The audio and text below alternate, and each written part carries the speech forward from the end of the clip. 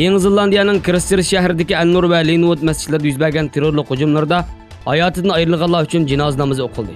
Hujumdan keyin dafn qilingan kishilar duolar bilan yod etildi. Yangi Zelandiya bosh ministri Ardern bugun davlat miqyosida 2 sekund sukut turadiganligini va musulmonlar bilan hamkorlashadiganligini ko'rsatish uchun ayollarning yog'liq ortishini talab qilganligini aytdi.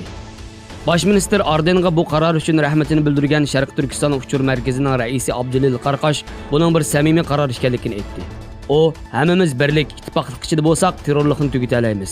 Yangi Zelandiyadagiga va dunyoning boshqa joylaridagi o'xshash Sharq Turkistonda yig'ib olish lagerlariga qamalgan minglagan sarxillarimiz o'ldirilmoqda.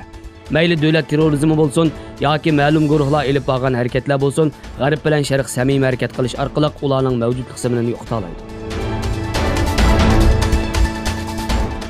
İşğalçı Xitoy burunqi o'xshashli yolg'ondan bezab, oldin tayyor qilgan Nazis lagerlarini ziyorat qildirish uchun Yevropalik diplomatlarni taklif qilgan.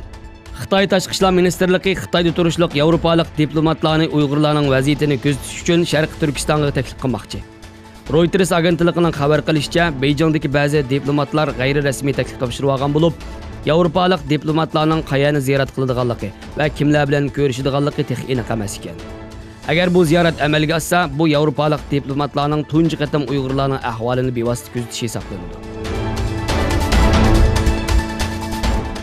Filippinning sobiq tashqi ishlar ministri Rosario va sobiq ommaviy baholovchi Morales Janubiy Xitoy dengizidagi orollarda elib berilayotgan qurilishlar sababli Xitoy davlat raisi Xi Jinpingni xalqaro jinoiy ishlar sudiga arz qildi. Egilinishcha, Rosario va Morales 15 mart jinoiy ishlar sud mahkamasining taftishi bisodaga maktub yozib, Xi Jinpingning yuqorida tilga ilingan qurilish faoliyatlari bilan muhitni bulg'anlik uchun insoniyatga qarshi jinoyat bilan ayblanib sotlanish kerakligini aytgan. Yevropa Ittifoqiga a'zo davlatlarning rahbarlari Angliyaning Yevropa Ittifoqidan chekinib chiqish masalasini muzokara qilish uchun Brusselda jam qilgan Yevropa Ittifoqi boshliqlar yig'ini boshlandi. Yig'indan burun axborot e'lon qilgan Angliya bosh ministri Theresa May, Angliya Yevropa Ittifoqidan ayrilgandan keyin o'rtaq manfaatlar uchun birlikda harakat qilishni davomlashtiradiganligini aytdi.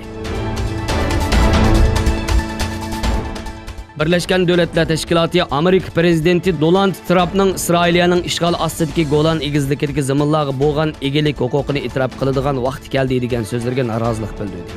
Suriyaga tava Golan egizligi 1967 yildan buyon Isroiliyaning ishg'oli ostida turmoqda.